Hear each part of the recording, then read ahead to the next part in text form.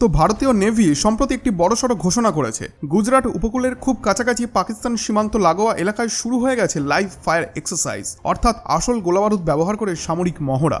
আপনি যদি খেয়াল করেন, নৌবাহিনীর পক্ষ থেকে স্পষ্টভাবে জানানো হয়েছে এই ড্রিলটা মোটেও সাধারণ কোনো প্রশিক্ষণ নয়। এটা হচ্ছে একেবারে প্রপার ওয়ার জোন মডেলিং, যেখানে যুদ্ধকালীন পরিস্থিতির পুরো রিহার্সাল চলছে। আর তার লোকেশন যদি দেখেন, তাহলে গুজরাট উপকূল মানে পাকিস্তানের করাচি বন্দর আর গাদারের মাত্র হাতে গোনা কিলোমিটারের মধ্যে। এখন একটু বিশদে বলি যে কি হচ্ছে এখানে। ভারত 30 এপ্রিল থেকে এই অপারেশন শুরু করেছে আর সেটা চলবে 3রা মে পর্যন্ত। গোটা মহড়াটা হচ্ছে ভারতের এক্সক্লুসিভ ইকোনমিক জোন অর্থাৎ EEZ এর মধ্যে, মানে আন্তর্জাতিক সামুদ্রিক সীমার ভেতরেই। কিন্তু আপনি যদি ম্যাপে চোখ রাখেন, দেখবেন মাত্র 85 নটিক্যাল মাইল দূরেই পাকিস্তানের জলসীমা শুরু হচ্ছে। এই লাইভ ফায়ার ড্রিলের জন্য ভারত সরকার একের পর এক গ্রিন ফ্ল্যাগ জারি করেছে, যেগুলি মূলত এক ধরনের সিগন্যাল, যেখানে বলা হয় যে এখানে সামরিক অনুশীলন চলছে। একবার যদি পুরো উপকূলের দিকে নজর দেন, তাহলে দেখবেন যে দক্ষিণ থেকে উত্তর আর গোটা গুজরাট উপকূল জুড়েই এই মহড়া চলছে। এখন প্রশ্ন হচ্ছে, এই ঘটনা এত গুরুত্ব পাচ্ছে কেন? তার কারণ এই মুহূর্তে ভারত ও পাকিস্তানের সম্পর্ক আবার টানটান। বিশেষ করে কাশ্মীরের পেহেলগাঁওতে সম্প্রতি যে জঙ্গি হামলা হয়েছে, তার জেরে দিল্লি রীতিমতো ক্ষুব্ধ। এমন সময় এই ধরনের আগ্রাসী সামরিক মহড়া, অনেকেই বলছে যে এটি এক ধরনের পাওয়ার ডেমনস্ট্রেশন বা শক্তি প্রদর্শন। এখন এই লাইভ ফায়ার এক্সারসাইজগুলির মধ্যে ইন্ডিয়ান আর্মি কি করছে সেটা আরেকটু গভীরে গেলে বোঝা যায় যে এখানে সরাসরি লাইভ মিসাইল ফায়ারিং করা হচ্ছে। মানে পরীক্ষামূলক নয়, বাস্তব যুদ্ধ পরিস্থিতি কেমন হবে সেটা মাথায় রেখেই একের পর এক অ্যান্টি শিপ মিসাইল ছোড়া হচ্ছে। ভারতের মডার্ন ও শক্তিশালী জাহাজগুলি এতে অংশ নিচ্ছে, বিশেষ করে Kolkata class destroyer, advance stealth এবং বিভিন্ন সাপোর্ট ভেসেল। কারণ যুদ্ধ পরিস্থিতিতে যেসব জাহাজ সবথেকে কার্যকর সেগুলি হলো এই ডেস্ট্রয়ার আর ফ্রিগেটগুলো। আর এয়ারক্রাফট ক্যারিয়ার, যেটিকে আমরা প্রায় চলমান একটি এয়ারবেস বলতে পারি, সেটিও গুরুত্বপূর্ণ। কিন্তু সেটা মূলত ফাইটার জেটের ল্যান্ডিং আর টেক অফের জন্য।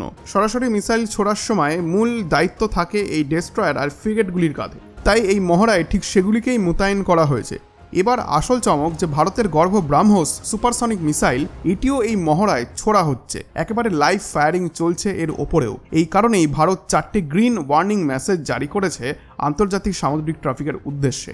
এর মানে হলো নিরস্ত্র জাহাজ যেন এই অঞ্চল থেকে নিরাপদ দূরত্বে থাকে, কারণ এখানে সামরিক তৎপরতা চলছে। কোনো ভুল হলেই বড় দুর্ঘটনা হতে পারে, তাই আগে থেকে ওয়ার্নিং দিয়ে দেওয়া হচ্ছে। এগুলি সবই ইন্টারন্যাশনাল প্রোটোকল মেনে করা হচ্ছে। এবার একটু স্ট্র্যাটেজিক দৃষ্টিকোণ থেকে দেখলে এই মহড়া শুধু একটি ট্রেনিং নয়, এটি এক ধরনের স্পষ্ট বার্তা। পেহেলগাঁও হামলার পর ভারত দেখাচ্ছে যে আমরা এবার রেডি, যখন খুশি যে কোনো পদক্ষেপ আমরা নিতে পারি। এই মুহূর্তে পাকিস্তান পুরোপুরি অনিশ্চয়তার মধ্যে পড়ে গেছে। একটা একটা করে ঘন ঘন ঘটনার কারণে তারা ধরতেই পারছে না যে ভারতের নেক্সট পদক্ষেপে তারা কি করতে যাচ্ছে।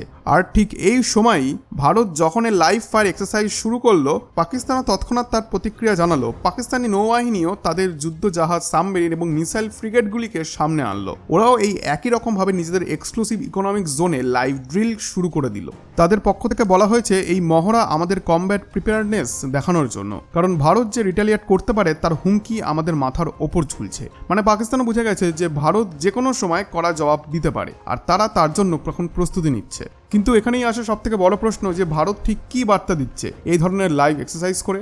দেখুন, ক্লিয়ার একটি কথা যে এমনটা কিন্তু মোটেও কোনো রুটিন মহড়া নয়। এগুলি পুরোপুরি স্ট্র্যাটেজিক উদ্দেশ্য নিয়ে করা হচ্ছে। যদি শুধুই ট্রেনিং হতো তাহলে কোচি বা বিশাখাপত্তনম উপকূলেও হতে পারত, কারণ সেখানেও নৌসেনার বড় ঘাঁটি আছে। কিন্তু এখন সময়টাই এমন যেখানে লোকেশন নিজেই বার্তা বহন করছে। তো এই কারণে গুজরাট উপকূলকেই বেছে নেওয়া হয়েছে, যা পাকিস্তানের দোরগোড়ায় পড়ে। বার্তাটা পরিষ্কার, ভারত জানিয়ে দিচ্ছে আমরা প্রস্তুত এবং আমাদের কাছে রয়েছে একেবারে নিখুঁত ম্যারিটাইম স্ট্রাইক চালানোর ক্ষমতা।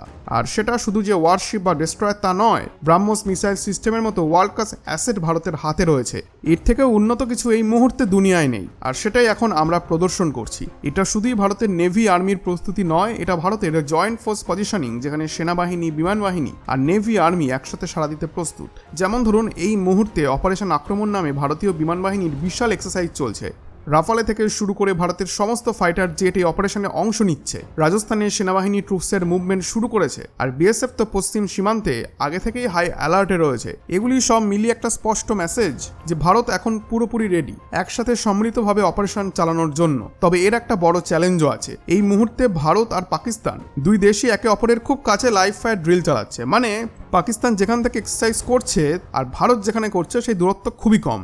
এখন সমস্যা হচ্ছে এই ধরনের মিসাইল ড্রিলের রেঞ্জ বিশাল হয়, একটুখানি ভুল হিসাব, একটুখানি ভুল বোঝাবুঝি হলে মিস ক্যালকুলেশন হয়ে যেতে পারে, আর সেটা হলে ফলাফল মারাত্মক হতে পারে। আসলে এই ধরনের লাইভ ড্রিলের মধ্যে একটা বড় আশঙ্কাও থেকে যায়, কারণ ভুল হতে তো একটুও সময় লাগে না। এই কারণেই বর্তমানে এমন একটি পরিস্থিতি তৈরি হয়েছে যেটাকে বলা হয় এক ধরনের ট্যাকটিক্যাল ম্যারিটাইম স্ট্যান্ড অফ, যেখানে দুই পক্ষই উচ্চ সতর্কতায় রয়েছে, আর একটু এদিক ওদিক হলেই গোলমাল বাঁধতে পারে। তবে ভারত এখানে শুধু মহড়া করছে না, ডিটারেন্স অর্থাৎ এনিমিকে মানসিকভাবে চাপে ফেলার চেষ্টা করছে। ভারত দেখিয়ে দিচ্ছে তার কাছে destroyer, warship, superior military system সবই আছে, এবং প্রয়োজনে ভারত গোটা ইন্ডিয়ান ওশিয়ান অঞ্চলে ব্লকেট বসাতে পারে, মানে কাউকেই ঢুকতেও দেবে না, আবার বেরোতেও দেবে না। আর এই বার্তাটা শুধু পাকিস্তানের জন্য নয়, ইন্টারন্যাশনাল পর্যবেক্ষকের জন্য। এই মুহূর্তে আমেরিকা, ফ্রান্স এবং ইউকে এই তিনটি দেশের প্রতিক্রিয়া বেশ লক্ষণীয়। তারা সরাসরি মনিটরিং মোডে চলে এসেছে। এমনকি জানা যাচ্ছে যে মার্কিন পররাষ্ট্র সচিব মার্কো রুবিও ভারতীয় ফরেন মিনিস্টার এস জয়শঙ্করের সঙ্গে ফোনে কথা বলেছেন। শুধু তাই নয়, পাকিস্তানের ডেপুটি প্রাইম মিনিস্টার ও পররাষ্ট্রমন্ত্রী ইশাকদারের সঙ্গেও কথা বলেছেন। তিনি দুপক্ষকেই পরামর্শ দিয়েছেন যাতে পেহেলগাঁও হামলার তদন্তে পারস্পরিক সহায়তা করা হয় এবং উত্তেজনা যেন আর না বাড়ে।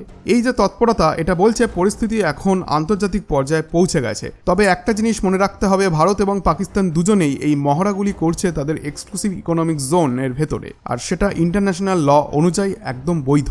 সব মিলিয়ে বললে গুজরাট উপকূলের এই সামরিক মহড়া শুধুমাত্র একটা ট্রেনিং অপারেশন নয়, এটি একটি কড়া বার্তা ছিল। ভারত এখন একেবারে স্পষ্টভাবে দেখিয়ে দিচ্ছে যে তারা এখন প্রস্তুত। ভারত এবার নিজের স্ট্যান্ড পরিষ্কার করে দিচ্ছে। ব্রাহ্মোস মিসাইলের মতো সুপারসনিক অস্ত্র, Rafale fighter jet, destroyer, frigate সবকিছু একসাথে যোগ করে কাজ করছে, যেন একটা বড় কিছুর প্রস্তুতি চলছে। এই পরিস্থিতিতে আন্তর্জাতিক মহলের ভূমিকা গুরুত্বপূর্ণ হয়ে উঠেছে। প্রশ্ন একটাই যে এই উত্তপ্ত জলসীমায় দুটি দেশের মাঝে শান্তি টিকবে নাকি গোলাবারুদের গন্ধ ছড়িয়ে পড়বে ভারত পাকিস্তান সীমান্তে? এর উত্তর তো সময় দেবে। বন্ধুরা, আশা করছি আজকের এই ভিডিওটি আপনাদের ভালো লেগেছে। ভিডিওটি ভালো লেগে থাকলে ভিডিওটিতে একটি লাইক এবং চ্যানেলটিকে এখনই সাবস্ক্রাইব করে নিন। ধন্যবাদ।